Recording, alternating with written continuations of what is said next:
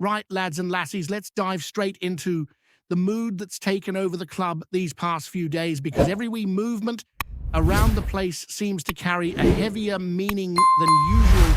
The whole support has its eyes fixed on what's coming tomorrow against Dundee, and it's no just about the match itself, but because everything suggests it might truly be Martin O'Neill's final moment in charge. It's funny how football can turn an ordinary midweek night into something that feels like a proper emotional occasion, especially when it involves someone who shares such a deep history with the club. Even though he keeps trying to shift the focus away from himself, always repeating that what matters is what happens on the pitch, nobody can ignore the symbolism.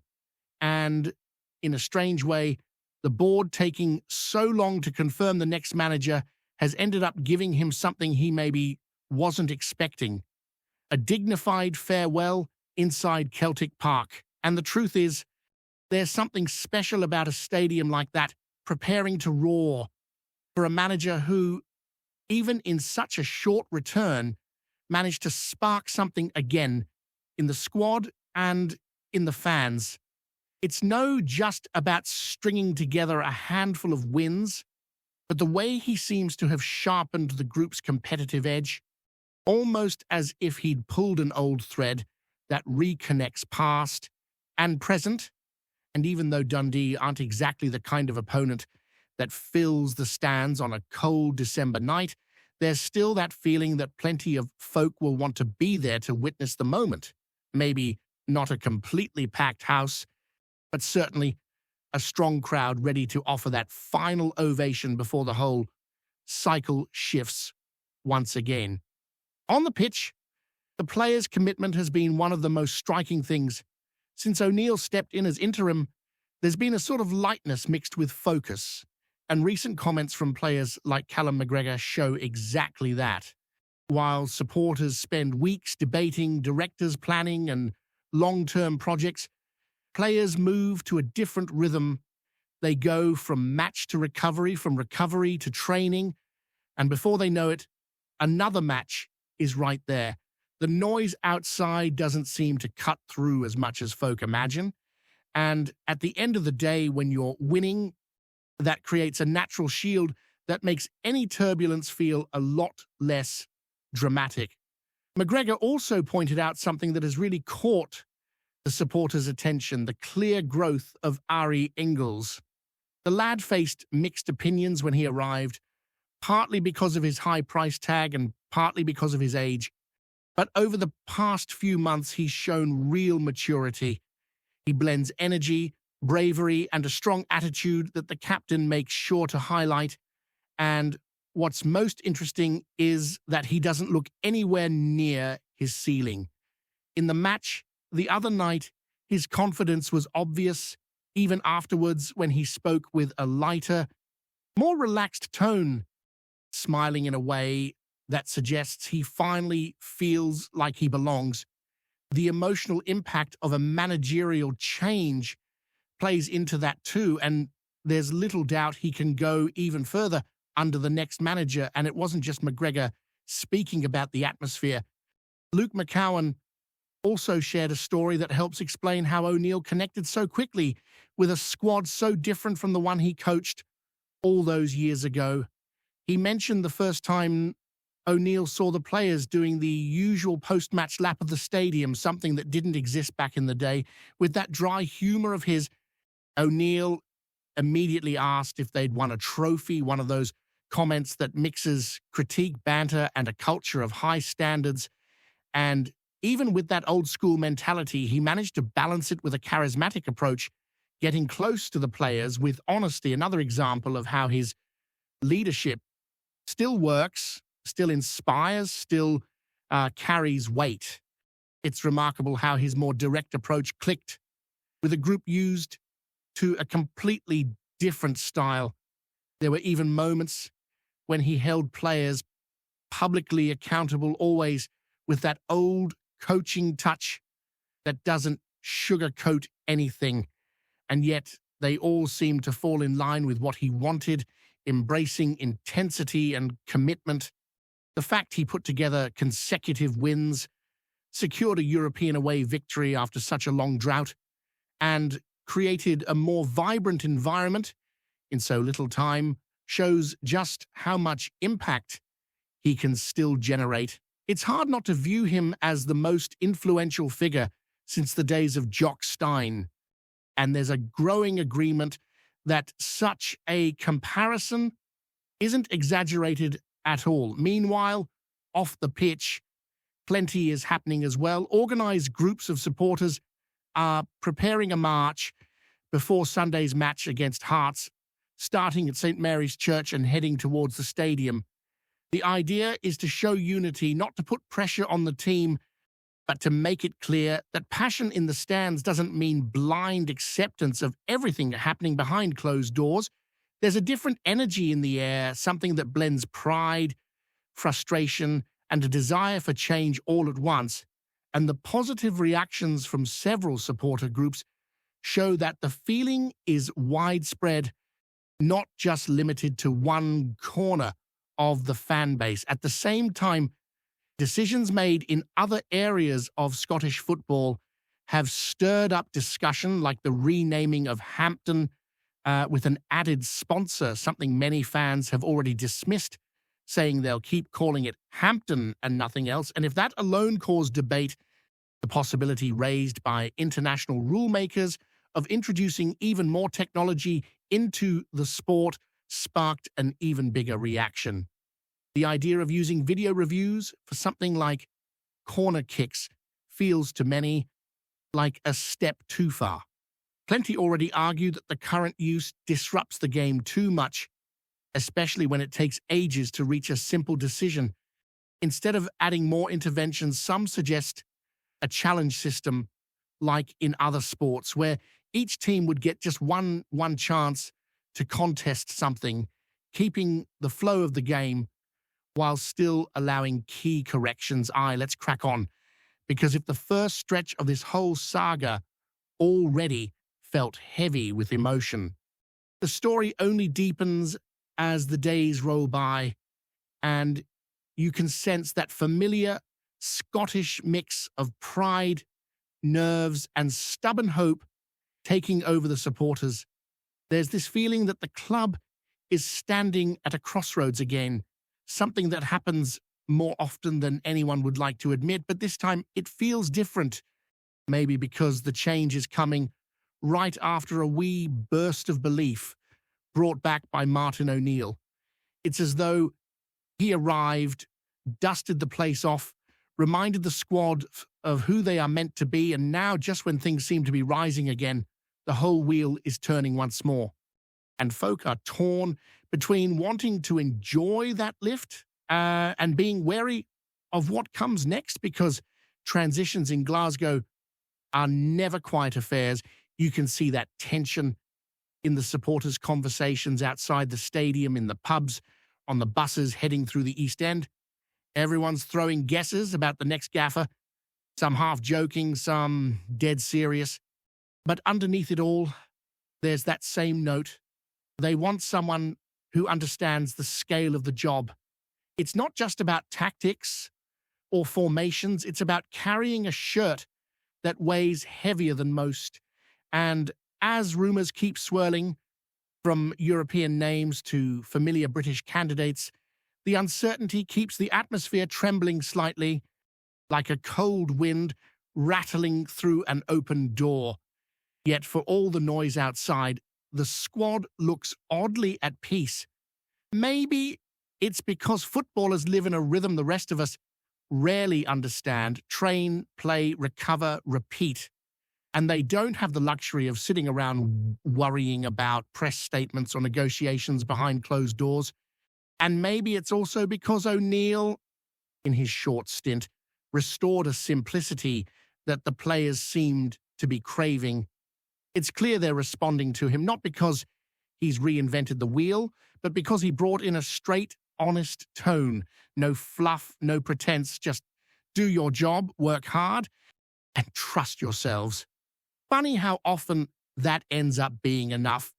Take lads like Matt O'Reilly, who's been carrying the midfield like a seasoned veteran despite still being a young man. You watch him over these past few matches, and there's something sharper in his decision-making, something more assertive in how he drives the play forward.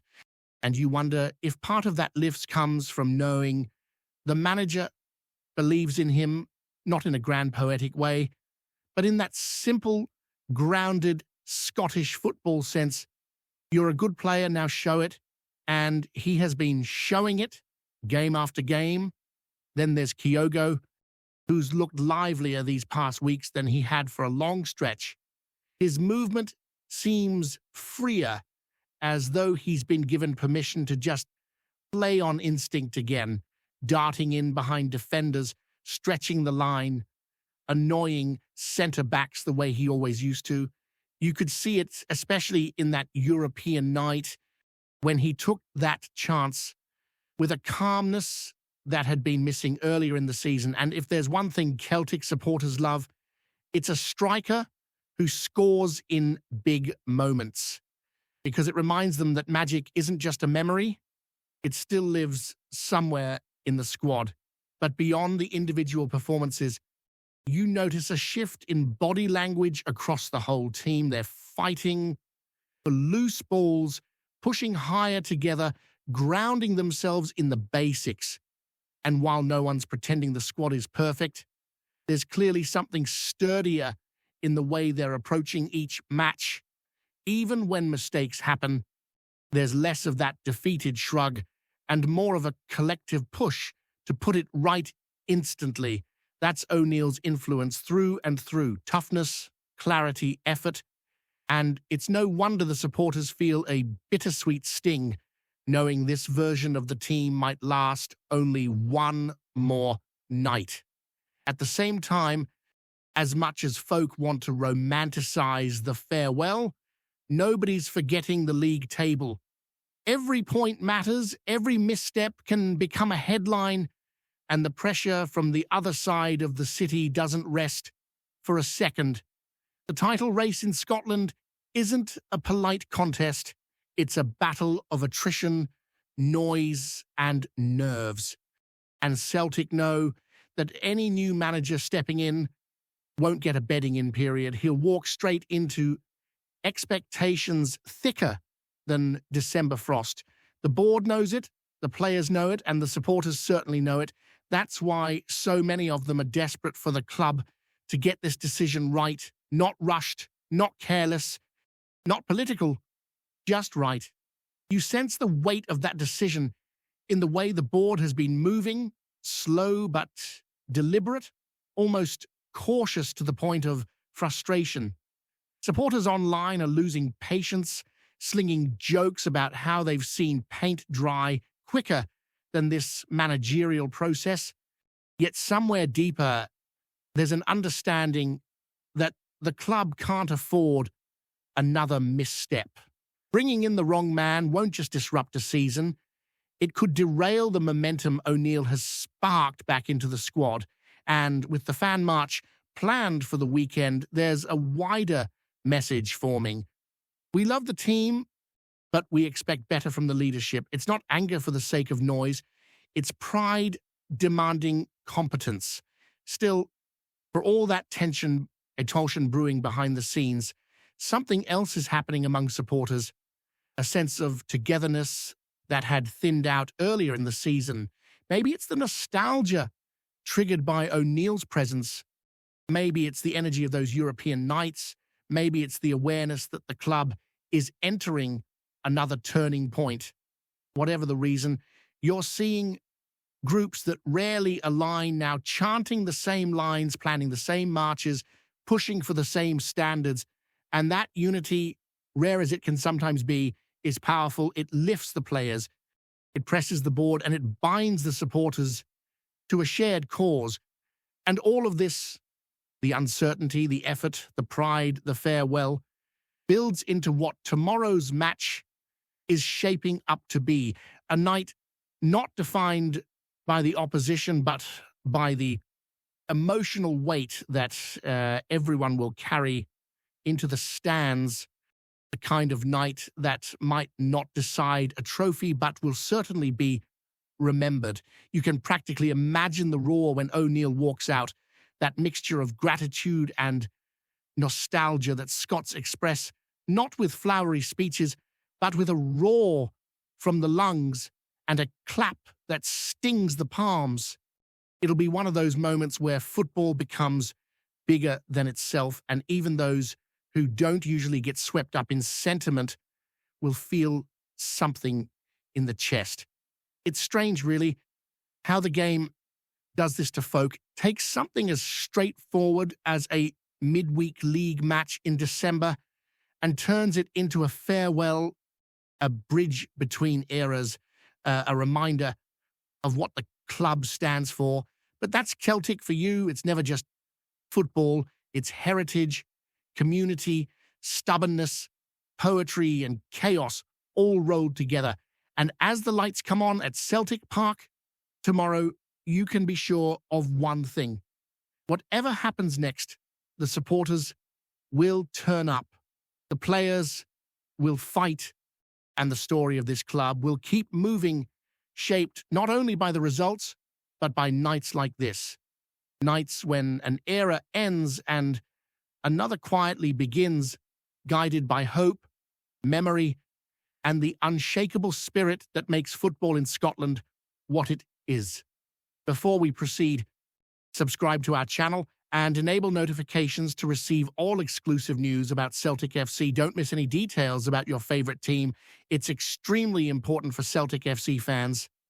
Martin O'Neill has reportedly thrown the football world into another swirl of speculation after what insiders are calling a heated and unmissable outburst regarding a certain unnamed player. Sources close to the Celtic interim boss claimed that the veteran coach, known for his fiery temperaments and unfiltered opinions, didn't hold back during what was described as a tense team meeting. "I don't want him here ever again," O'Neill allegedly bellowed, leaving players and staff alike in stunned silence. For those who followed O'Neill's career, from his days patrolling midfield to lifting trophies from the dugout, this isn't entirely out of character. The North Irishman has always been a straight talker, the sort of manager who prefers blunt honesty over diplomatic niceties. But to hear such an absolute declaration in the corridors of Celtic has stirred whispers that this could signal more than a typical dressing room spat. Rumours are now circulating through the Glaswegian streets and online fan forums, with tongues wagging over which player might have provoked such a reaction, as some insiders suggest it could be a senior figure, someone whose attitude or commitment has clashed with O'Neill's standards, while others speculate that a younger talent may have crossed a line in training or match preparation. Either way, the timing is tantalizing. Celtic fans, always hungry for drama as much as silverware, have been quick to speculate, debating whether this is a one-off outburst or the start of a significant shake-up behind the scenes. The club itself has been characteristically tight-lipped, offering nothing but routine statements about preparation and team spirit. Meanwhile, social media has been ablaze with fan pages dissecting every nuance of the quote. Some argue O'Neill's words are a reflection of his uncompromising desire to restore discipline and fight, hallmarks of his coaching philosophy, while others whisper about possible transfer repercussions. Could this be a hint that the player in question is on the way out, or merely a public display of frustration intended to spark a reaction? Whatever the truth, the air around Celtic Park has never felt so charged with gossip and speculation. Martin O'Neill, even in his role as interim boss, has reminded everyone that he remains a force to be reckoned with, unafraid to speak his mind and unsettle expectations.